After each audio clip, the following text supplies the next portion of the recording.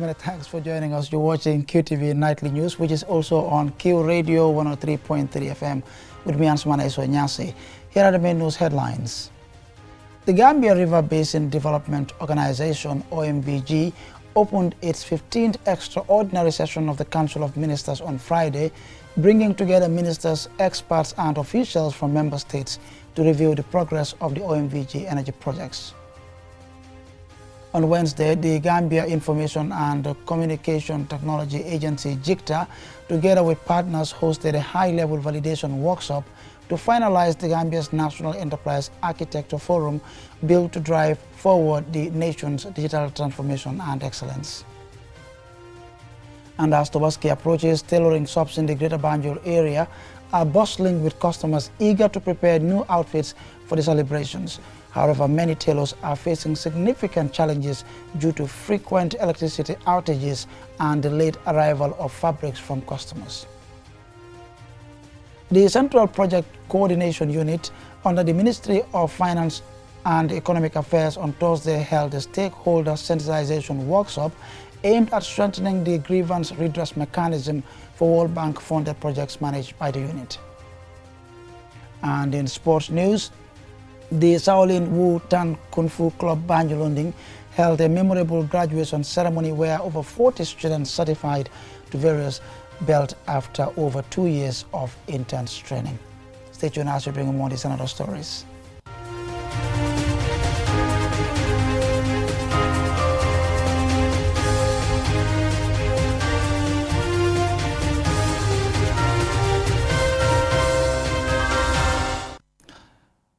And now here's the news in detail. The Gambia River Basin Development Organization, OMVG, opened its 15th extraordinary session of the Council of Ministers on Friday, bringing together ministers, experts and officials from member states to review the progress of the OMVG energy projects and discuss key institutional matters, including its current financial constraints. Jacqueline Coley tells us more. The chairman of the Council of Ministers, Sekou Lai Camara, who is also the Minister of Energy of the Republic of Congo, described the moment as critical for the institution as it faces operational, financial and governance challenges linked to the implementation of major regional energy infrastructure projects, including the Sambagalu Dam and the 225 kV interconnection line. And then the contribution of the country members. We have 4 countries we have to contribute in order to make OMVG to function. Actually, some countries not contributing. That's not good for the organization. If we want a long life for the organization, we need to contribute. We just built a transmission line, which is more than 1,600 kilometers, and we all are benefiting from that construction. And this country, Gambia, are receiving power from elsewhere. That's why now the power is stable in Gambia. Also in Guinea, we have like a shortage in power. We import power from Senegal. Like we also send in power to Bissau because we have a transmission line. That transmission line now need to be taken care of. If we don't pay our due, we're not going to be able to take care of the transmission line. Mr. Camara highlights the energy projects OMVG is undertaking and its challenges. Today we can say we did a lot because the transmission line is done. It's working. Actually. It's serving everyone. Now we're working on the dam construction, which is Sambagalu. Sambagalu is another key issue, which is a power plant. That power will be shared between the 4 country members. So we need to work on that also.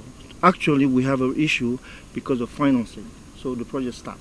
We have to look forward between our 4 countries. How can we restart the work in Sambagalu? Because we all need the power. You see, the dry season are affecting all the 4 countries. Today, Guinea, we have power, yes, but that's the dry season. We are facing the dry season. Here also the same thing. The 4 countries are facing the dry season, so we need more generation. So that's why Sambagalu will come and play a key role in order to have a power for everyone who will share that production. So we have to work on that. Rohi John Manjang, the Minister of Environment, Climate Change and Natural Resources, highlighted some of the financial constraints of the organization and the compensations payment debts yet to be paid. This compensation that has happened both in the Jarasoma region, both in the entire rent and bread of the Gambia, we are still paying those debts. The member states have to pay them. They are not being loaned. Even if they give you loan, they allow member states, it is a mandate that member states have to pay compensations. These are some of the key burdens that Gambia is bearing. Our main burden is the compensation. The Gambia River Basin Development Organization, OMVG, seeks to bridge the energy, agricultural, and economic gaps between its 4 member states, the Gambia, Senegal, Guinea, and Guinea-Bissau, through energy interconnection, agricultural development, and regional cooperation. The extraordinary session is expected to examine strategic reforms aimed at strengthening governance, improving institutional efficiency, and ensuring the successful completion of ongoing regional energy projects across member states. Reporting for QTV News, I am Jacqueline Koli. Now, on Wednesday, the Gambia Information and Communication Technology Agency, GICTA, together with partners, hosted a high-level validation workshop to finalize the Gambia's National Enterprise Architecture Framework, built to drive forward the nation's digital transformation and excellence. Mamnabuka attended the opening ceremony and Sina reports. We've put together a document called Enterprise Architecture, whereby we want the entire government machinery in terms of infrastructure, the services, the applications, the entire governance process. We want to use one particular platform that would be representing the decision-making process, the transactions that government does, its relationship with businesses, as well as its relationship with the citizens. It will reduce costs on government, reduce risk. It will really improve on alignment, on agility, standardization of all government processes and service delivery. That was Lamin Jabi, Gambia's Minister of Communication and Digital Economy, on the purpose and significance of the initiative.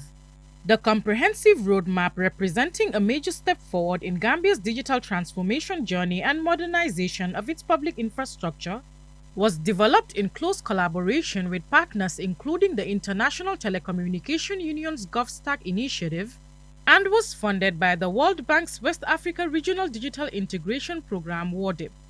This validation workshop, which brought together government officials, tech experts, policymakers, and development partners, seeks to review the framework to ensure it aligns with global best practices and local development goals before it is officially adopted and rolled out nationwide. Yankuba Dabo, GRE's Commissioner General, and Sirin Omar Lo, Project Coordinator for WARDIP, shed light on how this initiative can transform the Gambia for the better. The only way forward for development is domestic tax revenue mobilization. And we can maximize that if we come together as a country in one platform. It's unlimited possibilities. I mean, just think about it. You could just sit somewhere, pay for something, and receive it. Professor Abdul Karim Jallo, Director General of GICTA, took us through the framework's implementation process. There is a second phase to this, which is putting together or developing an interoperability platform, which is going to be anchored, right, on the enterprise architecture. And we've already have funds to do that, right, in collaboration again with ITU and the World Bank. So implementation is starting, and already, as I said, there are so many other government projects that are now going to reference the enterprise architecture so that they are guided by what they are doing in terms of implementation. Here are Babukar Boy, Gambia's Minister of Public Service, and Emmanuel Niyukora, the International Telecommunication Union's Program Officer. This initiative aligns directly with government's broader public sector modernization and administrative reform agenda, particularly our efforts to strengthen institutional efficiency and build a more professional and results-oriented public service. I encourage all participants from different government institutions to engage actively, share constructive perspectives, and contribute towards a collective outcome that reflects national priorities. Come the successful implementation of the Enterprise Architecture Framework, the Gambia stands to reach its peak in outstanding public service delivery and digital excellence. Mam Nabuka, reporting for QTV News. Now, as Tobaski approaches, tailoring shops in the Greater Banjul area are bustling with customers eager to prepare new outfits for the celebrations. However, many tailors are facing significant challenges due to frequent electricity outages and the late arrival of fabrics from customers. Lolly M. Camara visited several tailors to share their experiences. The sound of sewing machines filled the air as tailors prepare for Tobaski, a time that typically sees a spike in orders. For many young tailors, this is a vital opportunity to earn money and support their families. However, amid the bustling atmosphere, many tailors are struggling to meet their deadlines. The unpredictable electricity supply forces them to rely on generators, the upkeep of which cuts into their profits during a season when they expect a financial boost. Ya Fatu Fofana, a newcomer to the tailoring business who operates from her shop in Kutu, is doing her best to keep up with the rising demand. If only Nawek favor us, yeah, things will be better. We will finish our jobs, but it depends. Sometimes we don't have light. Light is our problem, you know. Sometimes you'll come here morning to evening. For you to get light is a problem, yeah, for sure. Recent statistics highlight that youth unemployment continues to be a significant issue in the Gambia, with many young people relying on informal jobs for survival. This is particularly relevant for tailors, as informal work accounts for over 80% of jobs in the country. Tailors we spoke to, including Babu Kanbai, Demba Sise, and Iliman Jeng, expressed frustration over the lack of a stable power supply. The unreliability necessitates additional spending on fuel for their generators, further reducing their profits during this critical time. Man ren luma jël si ñawi juli tawut ko bari. This year, my workload for sewing is quite limited due to the electricity problems. I have also stopped sleeping at the shop. Instead, I come in as early as 5 a.m. and close at midnight to allow my body some time to rest. I am hopeful that all my customers will collect their fabrics before the holiday. It's both difficult and manageable at the same time. One just has to understand how to navigate it. Our biggest issue is with the electricity. I've learned from past experiences, so I only accept orders I feel I can complete before Eid. We are sewing, but the lack of sleep during this period is tough. Additionally, customers often wait until the last minute to bring their fabrics, leading to pressure and misunderstandings when the garments aren't ready on time. We try to manage because people will come back after Eid. Another issue is the high cost of materials. Even if you charge customers what you should, they often complain. So we attempt to negotiate with them to reach an understanding. Alaji Job shared insights from his experiences this year. Most of our customers came early to place orders, which ease our workload. However, NAWEC's inconsistent electricity supply prevents us from working efficiently. I promise to finish everything 3 days before, by God's grace. For young Gambians, tailoring is not just a job. It represents a crucial source of hope and a means of survival in an economy where formal employment options are limited. For QTV News, Lolly M. Camara. Quite an interesting piece there, and a report there by Lolly M. Camara would lead us to the commercial break, but we will be right back.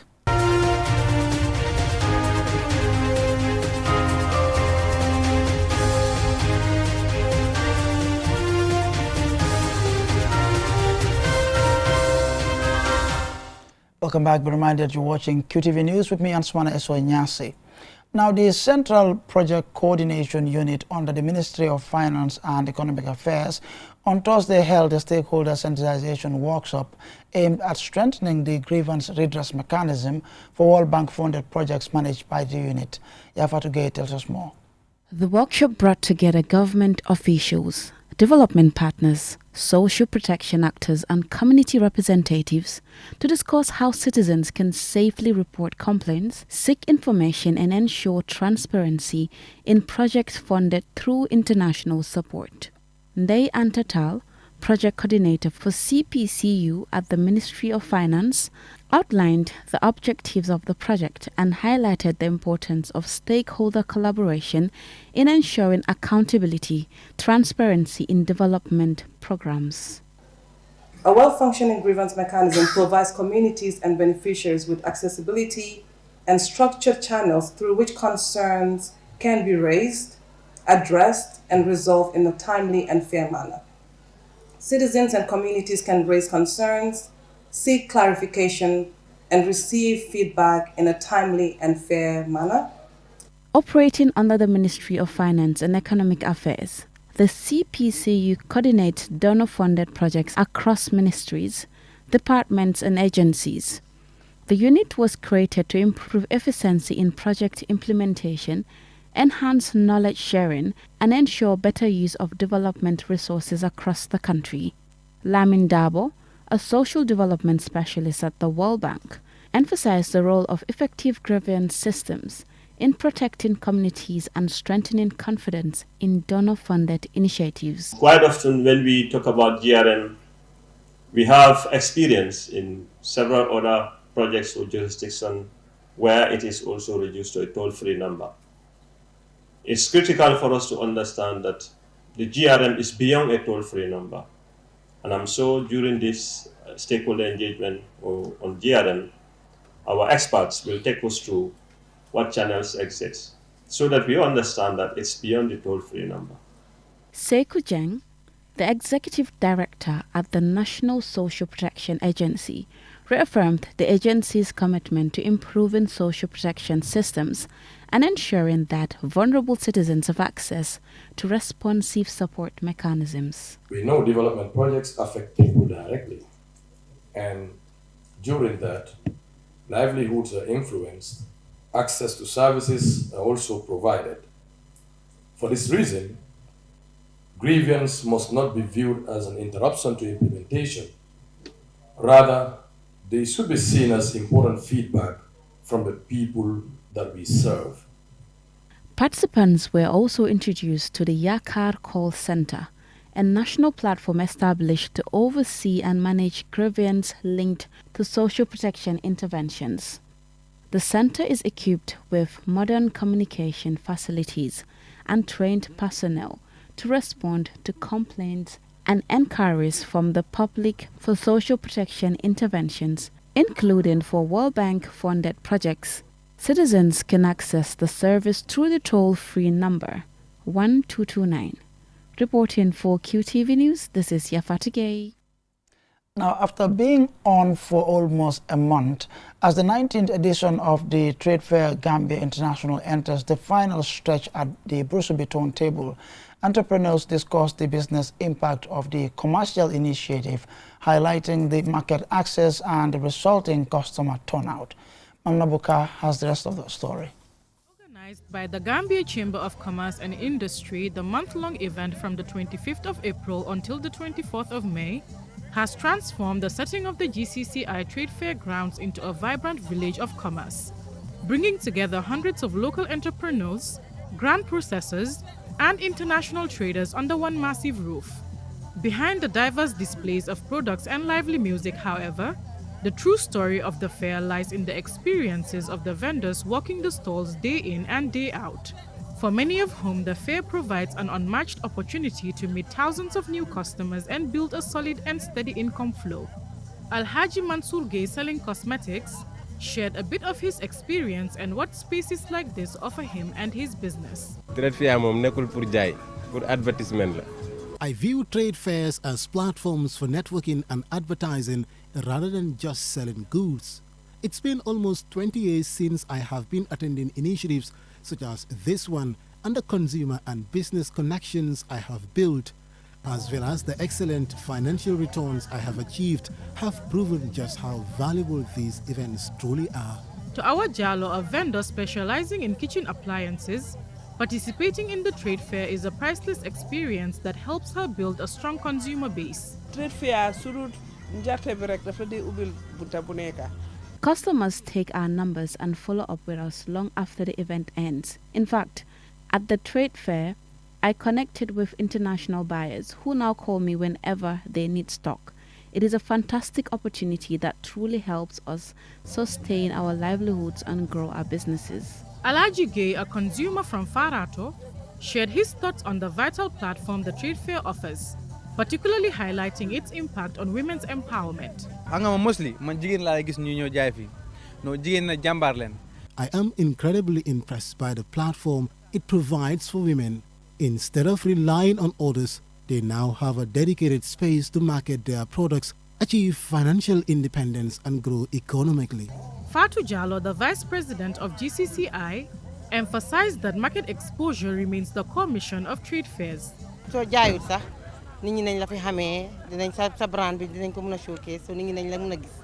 every participating vendor, the true value lies in brand visibility.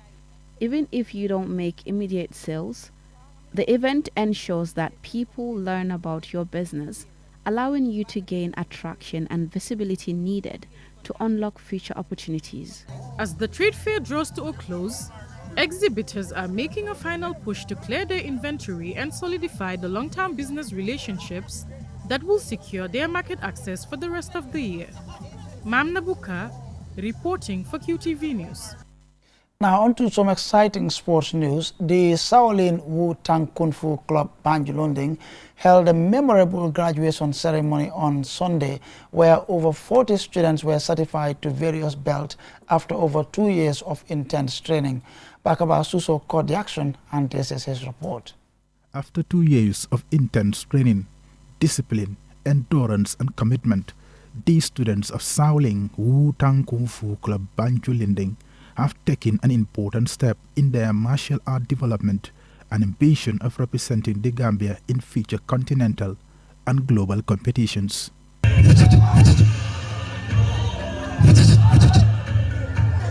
These certified white, yellow and red belt students demonstrates their skill, energy, flexibility and power, highlighting various styles and moves to the delight of the audience, which included the president of the Gambia Kung Fu Wushu Federation, Aliou Ba, parents and various martial art masters.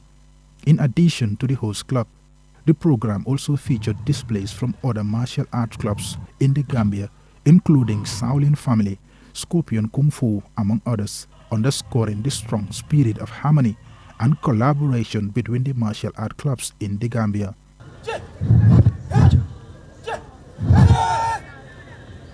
Shaolin Wu Tang Kung Fu Club Banjulunding was founded 16 years ago by Master Jargafal, built on the foundation of discipline and hard work for both men and women.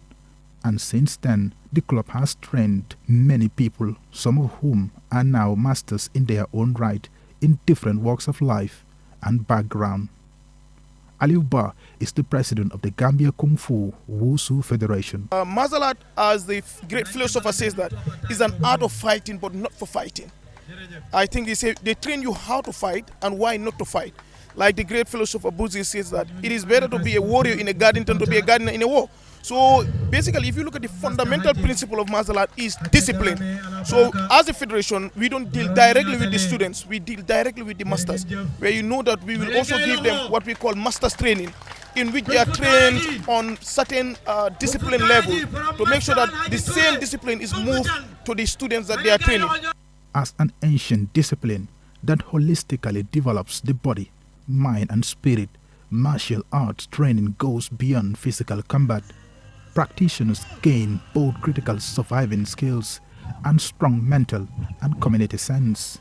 Ramatullah Sise is one of the graduating students. We've been doing martial arts in the community. In the community, people have not believed that like it is good for a girl child. But as we know how the country is going and how everywhere is going, it is safe. It is safe and it is better for a girl child to train martial arts for self-defense, self-protection. After displaying the results of months of training and skill, students also received their certificates in various belts. This year's Shaolin Wu Tang Kung Fu Club Banjulunding graduation ceremony highlights the growing interest in martial arts and the strong collaboration of stakeholders towards the promotion and growth of the sector.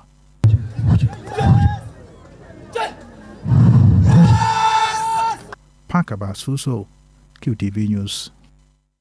And I'm afraid this is where we draw the curtains on this bulletin. On behalf of the entire production team, thanks for watching. Do join us tomorrow same time for another bulletin. Good night.